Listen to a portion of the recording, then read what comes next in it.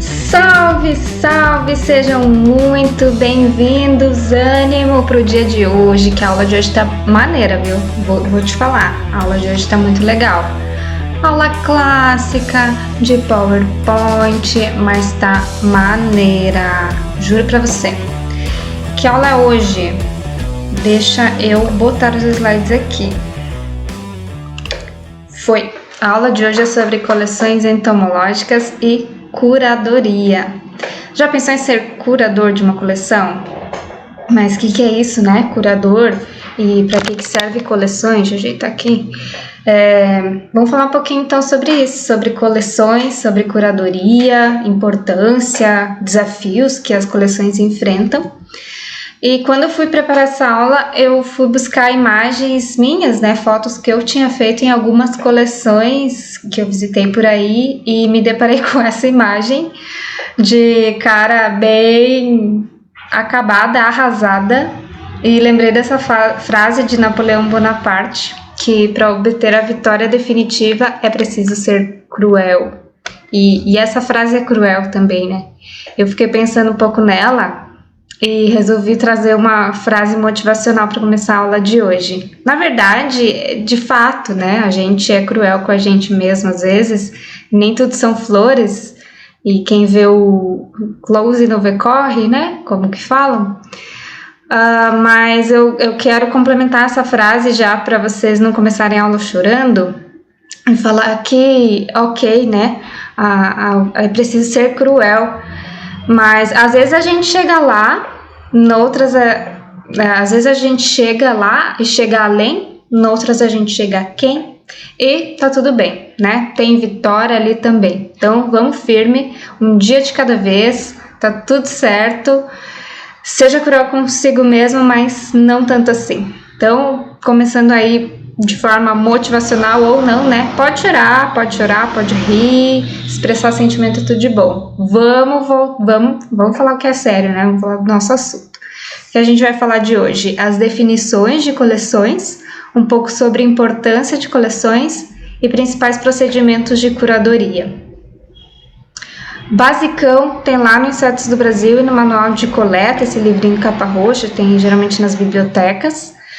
Mas também tem muita informação importante no Papávero, que é essa publicação. Depois eu deixo um link aqui para vocês com as referências. Se eu esquecer, comentem aí que eu coloco.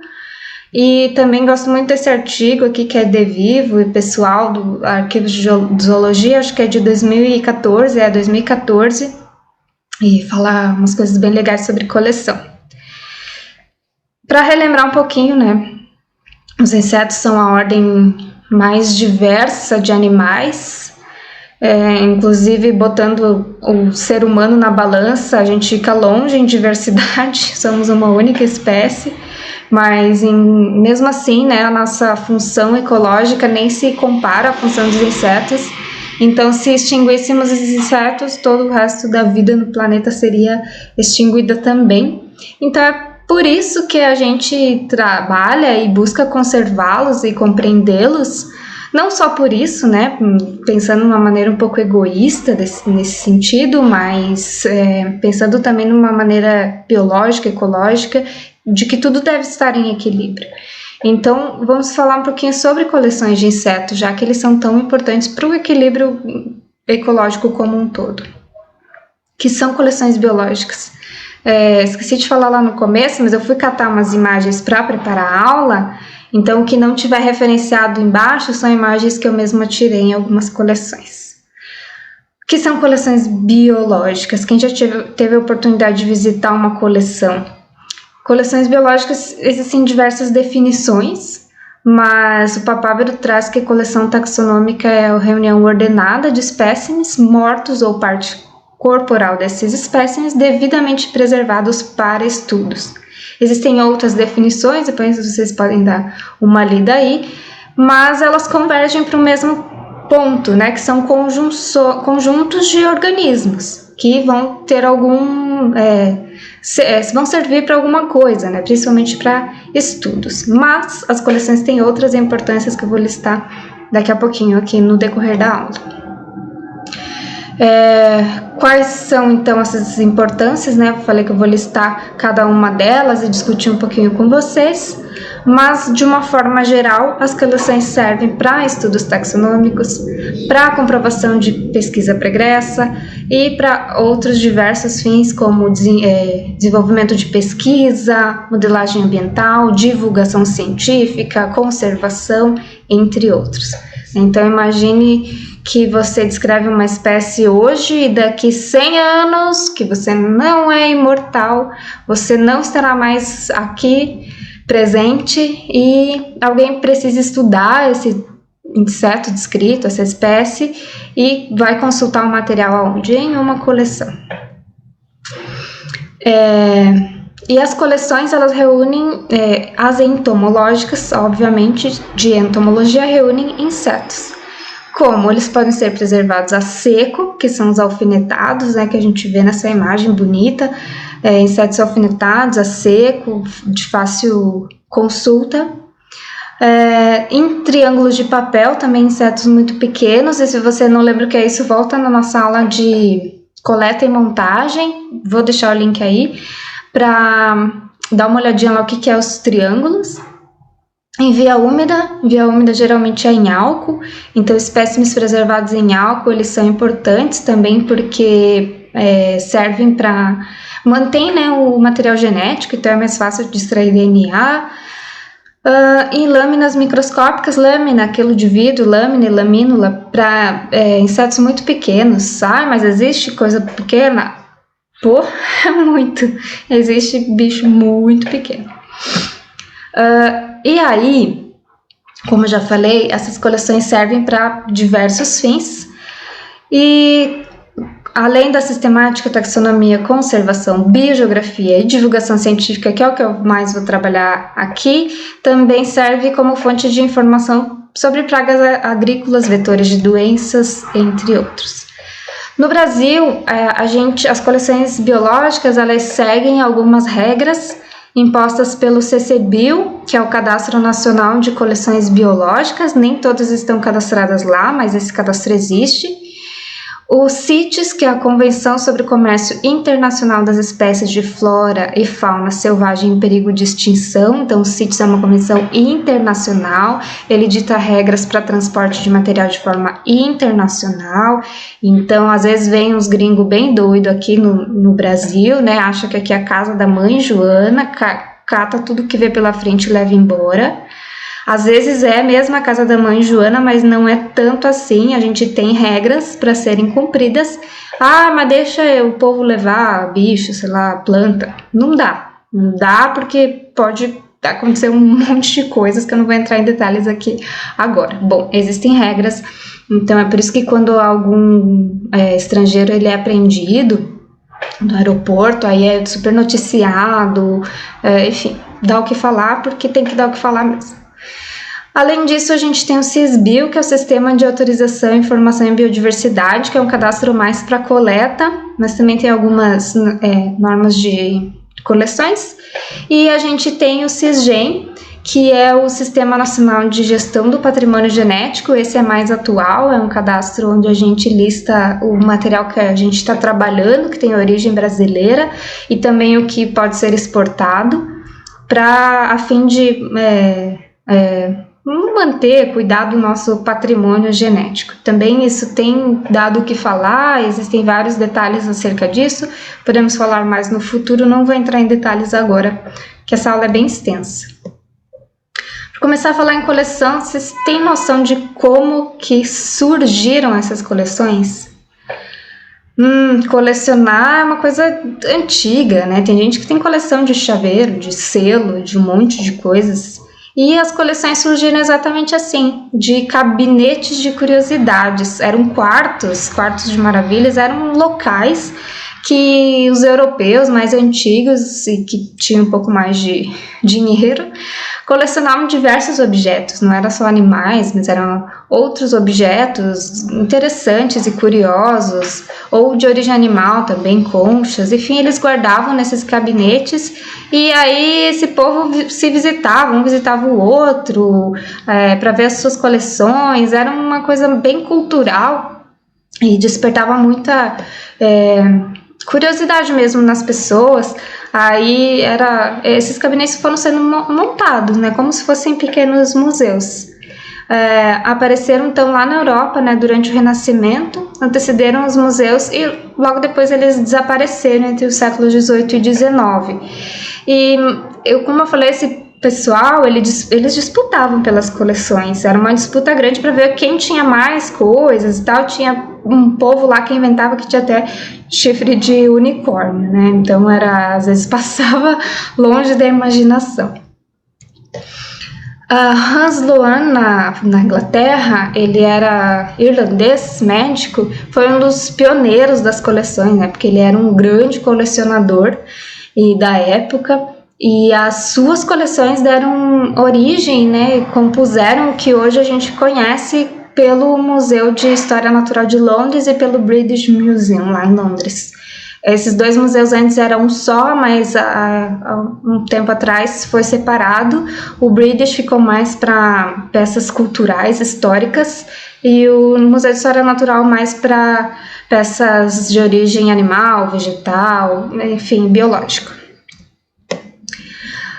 E hoje o Museu de História Natural de Londres conta com mais de 80 milhões de itens de botânica, zoo, paleonto, mineralogia. É um museu bem grande, tem o centro de Darwin, tem exposições sobre Darwin. É um museu que vale a pena visitar. Foi de onde eu tirei aquela foto lá do início, onde eu fiz parte do meu doutorado, né, o doutorado sanduíche.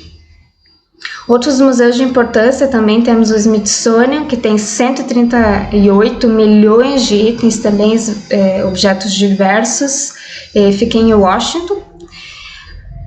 E no Brasil, o DeVivo 2014, né, e seus colaboradores, eles listam que existem 3 principais museus no Brasil, mas a gente sabe que existe outros. Então, rapidamente vou listar para vocês. Um deles é o Museu de Zoologia da USP, onde atualmente eu desenvolvo meu projeto de pós-doutorado, fica em São Paulo.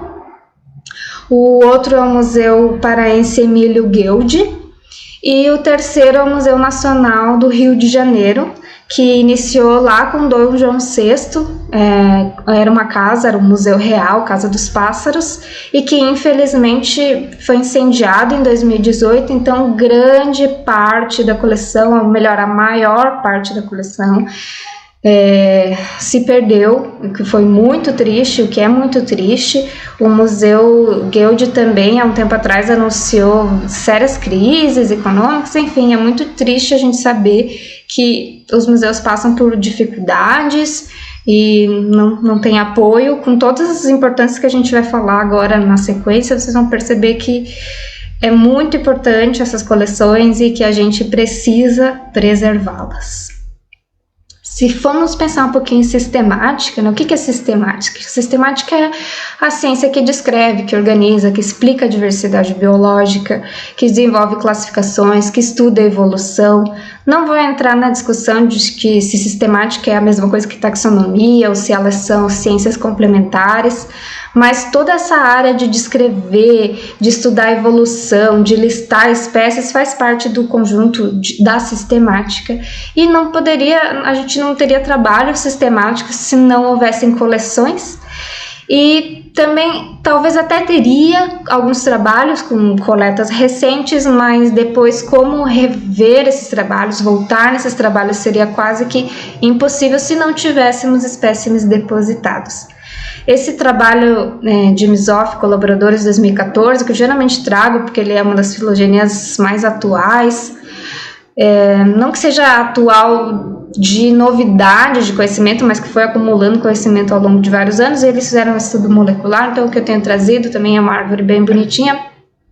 Só para exemplificar, o material avaliado nesse estudo, ele foi depositado no museu alemão, Koenig, não sei se fala assim, e os vouchers estão todos lá. Então, a partir do momento que alguém precise revisar alguma espécie que foi usada, enfim, os vouchers estão todos lá listados, passíveis de consulta. Um outro exemplo que eu trago, esse trabalho é meu e do professor Luiz, da URGS, que a gente avaliou a filogenia de um grupo, né, de uma tribo, e discutiu algumas características evolutivas. Isso só foi possível porque tínhamos à disposição exemplares de coleções biológicas, né? A gente lista todas elas ali. Então, se não houvesse esses exemplares, a gente não poderia sair coletando, porque essas espécies são da América Central, várias partes da América do Sul, então seria muito difícil obter esse material, até porque existem muitas espécies raras, difíceis de coletar, e a gente não teria condições de fazer isso. Ou às vezes passaria anos coletando para fazer um trabalho, é meio esquisito, né? Outro trabalho que eu trago aqui, é óbvio que eu vou vender meu peixe, mas é mais fácil falar do que a gente conhece, né? Descrição de espécies também, graças ao uso de materiais de coleção. E além disso, quando a gente descreve a espécie nova, a gente tem que depositar holótipos e parátipos em coleções para que eles fiquem acessíveis, então para futuros estudos também. Mas, ok, falamos de sistemática, de taxonomia, né, que é um assunto até que me agrada e eu conheço mais e posso falar com mais prioridade para vocês. Mas em relação à conservação, será que coleção importa para alguma coisa? É claro que sim, eu vou trazer só alguns exemplos de cada item que eu for citar, mas, por exemplo, Brindalus porcicus, essa espécie desse besouro, há um tempo atrás se achava que ela estava extinta, porque ninguém mais via esses bichos por aí, né? E então, o Mann e o Bolt, em 2000, acho que é esse estudo, eles foram atrás de coleções ver esses exemplares, e eles começaram a levantar os dados de distribuição, examinaram amostras, né, principalmente lá no Reino Unido, e observaram que a localidade desses espécimes era um pequenino pedaço de praia. Então, essa espécie ela não se dispersa muito, ela vive lá num pequeno pedaço de praia. E aí, além disso, os dados das coleções forneceram outras informações, como horários do aparecimento, enfim. Eles pegaram esses dados e conseguiram, então, investigar e ir atrás nesse local de coleta, nesses horários específicos, e encontraram exemplares dessa espécie. Então, o que se achava que estava extinto não está, porém, serve para, enfim, para a gente pensar em conservação, né? Tem que pensar em conservar essa localidade. Imagina se for construído um empreendimento nesse pedaço de praia, essa espécie, sim, vai ser perdida.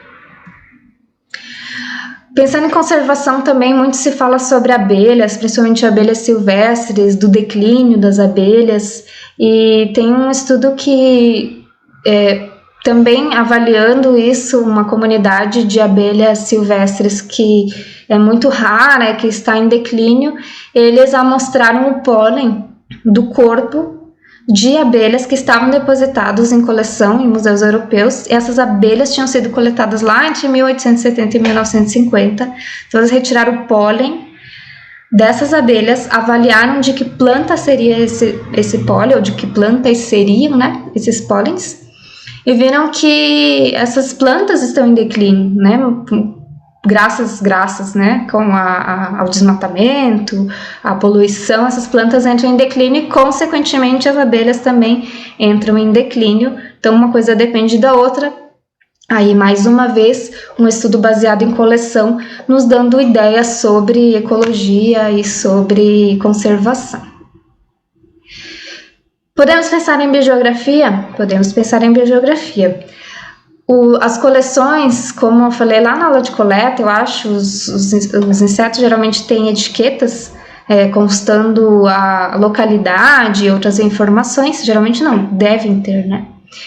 E graças a essas etiquetas é possível levantar dados de ocorrência de espécimes de diferentes locais. E com isso a gente pode avaliar várias coisas da biogeografia, né? Por exemplo, potencial de dispersão de algumas espécies, prever mudanças ambientais, planejar estratégia de conservação, avaliar história da Terra, a evolução da Terra como um todo, avaliar também alguns eventos que podem levar à especiação de alguns grupos. Mas quem é que usa a coleção para fazer trabalho de biogeografia? Uma galera, né? Aqui eu trago o trabalho da minha colega, da Tati, que ela e o professor Luiz avaliaram cigarras que têm asas de folha, leaf-winged, e são cigarras bem bonitas, pouco conhecidas, e graças a material de coleções eles conseguiram avaliar a filogenia e trazer uma discussão muito interessante sobre a biogeografia também.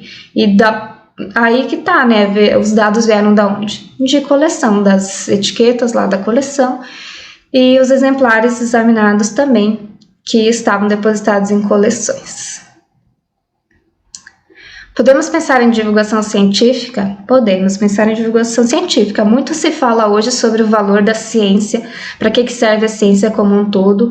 Pouco ainda se discute sobre a ciência de base, que é o que a gente faz com taxonomia, com sistemática, mas já melhoramos, já sabemos que a valorização da ciência está cada vez mais em alta, e espero que continue assim. Apesar que nem em todos os lugares, né, mas também não vou entrar nessa discussão. E para que as coleções poderiam servir, né? Elas podem servir para trazer informações sobre a importância das pesquisas, a importância dos insetos como um todo. Então, por exemplo, no Museu de Zoologia da USP, existe uma exposição, claro que agora está fechada por conta da pandemia, né? Estamos em 2021, julho, mas espero que logo essa coleção volte a atender o público, claro, com os devidos cuidados e assim que pudermos, né, que a pandemia esteja mais controlada. Mas só para citar de exemplo para vocês, o museu tem essa exposição Biodiversidade Conhecer para Preservar, onde diversos exemplares biológicos, né, eu sempre falo mais dos animais, mas plantas também, estão expostos para que se possa conhecer um pouco da biodiversidade. Então, aquelas pessoas leigas que trabalham em outras áreas que não ciência e biologia, elas podem chegar no museu e conhecer a biodiversidade, saber um pouco sobre ciência. Também o museu tem palestras. Então, não só esse museu, eu falo do Museu do MUSUSP, porque é o que eu conheço, é o que eu estou aonde eu estou me dedicando no momento. Mas diversos museus têm essas atividades de divulgação científica, de levar palestra para o público, e assim as coleções servem, né? A gente tem ali a coleção do dia a dia passível de ser mostrada. Tem uma atividade no MUSUSP que é muito interessante, também estou ansiosa para que volte logo, assim que puder, que é a interação animal, que o pessoal vai lá, conhece os animais, pode olhar no estereomicroscópio, enfim, é muito interessante porque você ter o contato direto com algo que você não conhece é muito interessante e nos torna melhores, né? Mas permite que a gente conheça um pouco mais. Muito se fala sobre agricultura e eu não julgo, a gente precisa comer, a gente necessita de alimentação e cada vez mais a gente busca fontes sustentáveis de alimentação. Mas como que as coleções podem impactar e auxiliar nessa questão, né, agrícola? Então, existem diversas espécies, de diversas formas, tá? Não só de espécies invasoras, mas eu vou dar só um exemplo. Existem diversas coleções que trazem informações sobre exemplares, espécimes que podem causar danos à agricultura ou aquelas que podem ser benéficas à agricultura. Então, alguns dados de coleções, por exemplo, nesse trabalho, aí eles reconstruíram a história de Ceratitis capitata, que é a mosca da fruta do Mediterrâneo. E ela é uma praga agrícola E eles mostraram, graças às coleções, que indivíduos capturados no intervalo introduzido em anos diferentes representam eventos de introduções separados. Então, é possível, a partir de coleções e de dados de coleção, verificar épocas de invasão, né? Não é o melhor termo, mas vamos falar assim, desses indivíduos nas plantações, e pensar em estratégias de controle, né? Claro que existem diversas estratégias aí, mas sabendo quando que esses insetos podem prejudicar algum cultivo e de onde eles vêm, é mais fácil de se pensar em estratégias de controle. Além disso, existem também coleções de parasitoides e de predadores em coleções que permitem também prever a distribuição de pragas, prever áreas onde possam ocorrer, permitir pesquisas sobre resistência a inseticidas ou pesquisas para desenvolver estratégias de controle mais sustentáveis. Desenvolver chaves taxonômicas para agricultores. Então, a pessoa que está lá no campo, aparece um inseto diferente, ela não sabe o que é. Com as coleções, a gente pode desenvolver essas ferramentas que auxiliem a pessoa no seu dia a dia e etc., entre outros. Além disso, existem alguns trabalhos que trazem informações sobre processos de dinâmica populacional de insetos que transmitem doenças. Por exemplo, em 2002 houve casos de infecção humana lá nos Estados Unidos, acho, pelo vírus do Nilo Ocidental, levou mais de 200 mortes, e esse vírus ele é transmitido por insetos, por mosquitos. E aí, reconstruir a transmissão, a evolução, o movimento do patógeno é muito importante, e isso pode ser dado através de coleções. Então, por exemplo, teve mosquitos que foram coletados desde 1914 e esses mosquitos estão sendo estudados para examinar esse momento de introdução de vetores nos Estados Unidos, né? Então, esse material ele existe em algumas coleções e fica disponível para avaliação. Está sendo estudado, né, constantemente. Essa luz está piscando, deixa eu desligar. Foi. Como que as coleções entomológicas são formadas? Se a gente voltar um pouquinho lá na aula de coleta, a gente lembra que quando se coleta, se deposita em alguma coleção. Mas as coleções também podem ser formadas por permutas, isso é, trocas entre museus, ou também por doações de materiais. E aí entra o trabalho do curador, né, de curadoria, da pessoa que vai cuidar desse material, que vai manejar esse material. Então, o curador, ele é a pessoa responsável pela coleção, que precisa, além de manter a coleção, também conversar com outras coleções, né, a fim de enriquecer cada vez mais todas elas. E existem diversos procedimentos que envolvem a curadoria.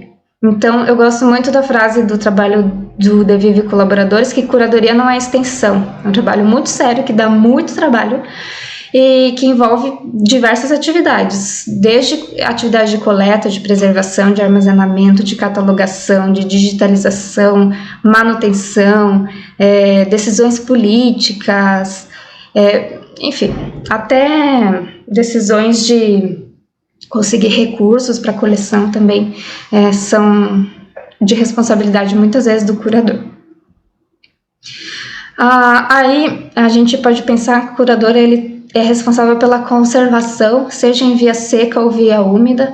Se for em via úmida, mesmo que o material fique em frascos com álcool, por exemplo, dentro do freezer, esses frascos têm que ser constantemente verificados, ver se não evaporou o líquido, verificado, ver se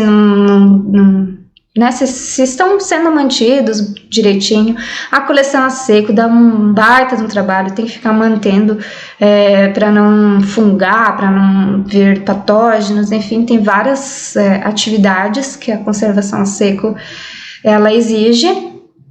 principalmente de organização, de estar sempre organizando. Aí chegam visitantes na coleção, precisa estar tudo organizado, os visitantes vão trabalhar com material, depois disso exige uma organização novamente, e assim por diante, né? Existem várias atividades relacionadas a essa questão. Além disso, muitos dos curadores eles têm que constantemente determinar a espécie do material que está sendo trabalhado, ou que foi recebido de alguma coleção, ou às vezes não se chega à espécie, mas chega à família, subfamília, ou se pede ajuda para colegas daquele grupo. Para quê? Para que se saiba o que existe na coleção e para que essa coleção possa ficar disponível, né, para estudos. Então, se eu não sei o que tem na coleção, como que eu vou oferecer para os especialistas trabalharem? E isso envolve as atividades de catalogação, de catalogar o que se tem dentro dessas coleções.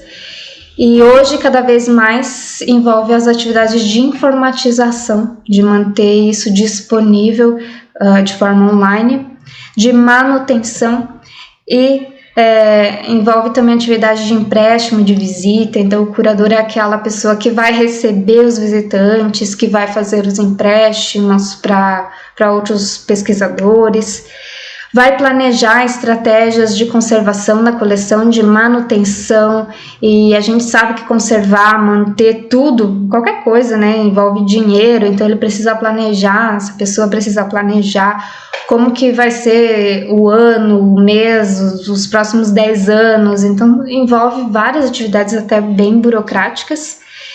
Essa pessoa também vai incorporar material quando chega de permuta ou chega de coleta. E falando um pouco de manutenção, envolve várias coisas a manutenção, né? Por exemplo, em coleções secas, a incidência de luz, a umidade, o pó são fatores muito sérios e que podem causar muita degradação na coleção. Então, o curador constantemente tem que verificar se a coleção tem umidade, tem pó, está incidindo luz. Precisa pensar em defensivos contra pragas, porque nas coleções também existem algumas pragas, pequenos insetos que vão lá e vão destruir a coleção, e recuperar em caso de danos. A umidade é um dos fatores mais sérios nas coleções, porque ela favorece o desenvolvimento de fungos, mas também favorece o desenvolvimento de pequenos insetos que vão lá e mastigam o material depositado e estraga o material que está depositado. Então, constantemente tem que ser verificado isso, além disso, quando se tem muita umidade, favorece o desenvolvimento de fungos e de pequenos insetos, mas quando se tem pouca umidade ou está muito seco, o ambiente deixa os insetos, os exemplares ficam quebradiços, e aí diversos danos podem ser causados. Bom, e com isso eu encerro a nossa conversa de hoje. Eu espero que vocês tenham gostado. Se despertou interesse e curiosidade, deixem aqui perguntas. Visitem os sites dos museus, que agora estão fechados, mas a maioria deles tem tour virtual. Inclusive o Museu de Zoologia da USP tem um tour virtual bem legal. E é isso, esperamos que em breve possamos recebê-los nas coleções e que a gente possa visitar as coleções também. Então é isso, fiquem todos bem, se cuidem, estudem e vamos mantendo contato por aqui. Tchau!